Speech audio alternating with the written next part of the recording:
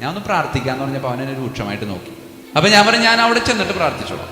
ഒരു കണക്കിന് ഞാൻ ആ മുറിയിൽ നിന്ന് ചാടി പുറത്തിറങ്ങി വണ്ടി ഓടിച്ചു പോയപ്പോൾ ഞാൻ എൻ്റെ കർത്താവിനോട്, ഞാൻ എൻ്റെ പൊന്നു കർത്താവ്, നിനക്ക് എന്തിൻ്റെ, എവിടെയോ കിടന്നേച്ച ഒരു ചെക്കനെ ഞാനൊരു കണക്കിന് പള്ളിയിൽ കൊണ്ടുവന്നപ്പോൾ ആ തള്ളി മറിച്ചിട്ട് നിനക്ക് എന്ത് കിട്ടിയെന്നുള്ളത് ഞാൻ ഇതിനകത്ത് ഇടപെടണില്ല. പറ്റുമെങ്കിൽ നീ അവനൊന്നും മനസ്സിലാക്കിയിട്ട് നീ തിരിച്ചു പിടിച്ചുകൊണ്ട് വരാം. ഞാൻ ഇതിനകത്ത് ഇടപെടാൻ പോലെന്നുണ്ട് ഞാൻ എൻ്റെ പള്ളിമേടയിൽ പോയി. ഇടയ്ക്കിടയ്ക്ക് ഇവനെ ആലോചിക്കും, വിളിക്കണമെന്ന് വിചാരിക്കും, എന്തിനാണ് വിളിച്ചിട്ട് അവൻ്റെ വായിലിരിക്കണം കേൾക്കാൻ. ദൈവം സഹായിച്ച് എന്നൊന്നും പറഞ്ഞില്ല എന്നുള്ളത് എനിക്ക് എൻ്റെ തമ്പുരാൻ ഞാൻ നന്ദി പറഞ്ഞിട്ട് ഞാൻ പോന്നു. 4 മാസം കഴിഞ്ഞ് ഞാൻ എൻ്റെ പള്ളിമേടയിൽ നിൽക്കുമ്പോൾ ചെക്കൻ വരിക, സ്റ്റിച്ചൊക്കെ വെട്ടിയിട്ടുണ്ട്, ആളോക്കെ, നല്ല തടിയുമുണ്ട്, നല്ല തണ്ടുമുണ്ട്. ഞാൻ പറഞ്ഞു, ദൈവം ഇന്ന് എന്തെങ്കിലും നടക്കും. അപ്പൊ ചെക്കനെ നോക്കിയപ്പോൾ ഒരു സന്തോഷം എന്ന് വെച്ചാൽ കയ്യിലൊരു ബേക്കറിയുടെ കവറുണ്ട്. അപ്പം അതിൻ്റെ അർത്ഥം ഒരു മധുര പലഹാരമാണ് അതിനകത്ത്. ഈ മധുരം കൊടുത്ത് പരിപാടി നടത്താനാണെന്ന് അറിഞ്ഞൂടാ. എന്നെ കണ്ടപ്പോൾ ഞാനൊരു ചിരി ചിരിച്ചു, അവനും ഒരു ചിരിക്കുന്നുണ്ട്.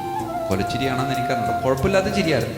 ഞങ്ങൾ പതുക്കെ മുറിയിലേക്ക് കയറി, ഞാനിരുന്നു, അവനെ കുറച്ച് നീക്കിയിരുന്നു.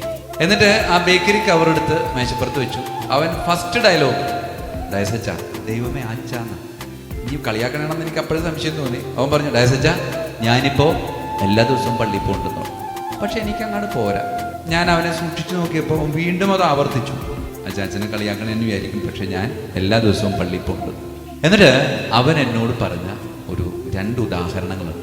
അച്ഛാ, ഞാൻ മെഡിക്കെയറിൽ നിന്ന് വീട്ടിലേക്ക് വരുന്ന വഴി മൂത്തൂന്നം അമ്പലത്തിൽ ഉത്സവം നടക്കണേ, നല്ല തിരക്കായി.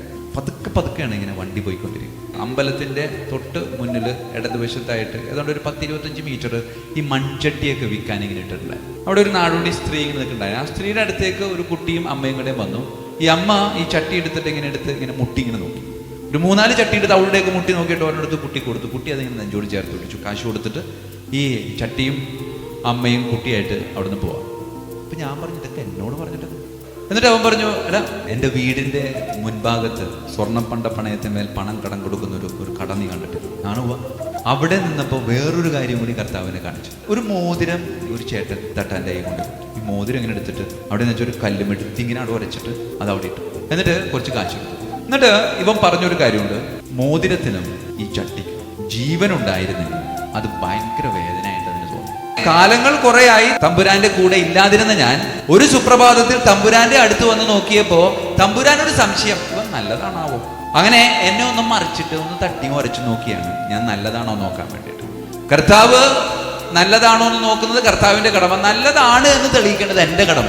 അതുകൊണ്ട് ഞാനിപ്പോൾ എല്ലാ ദിവസവും പള്ളിയിൽ പോകുന്നുണ്ട്, ഞാൻ നല്ലതാണ് എന്ന് കർത്താവിനെ ബോധ്യപ്പെടുത്താനായിട്ട് തീരുമാനിച്ചു.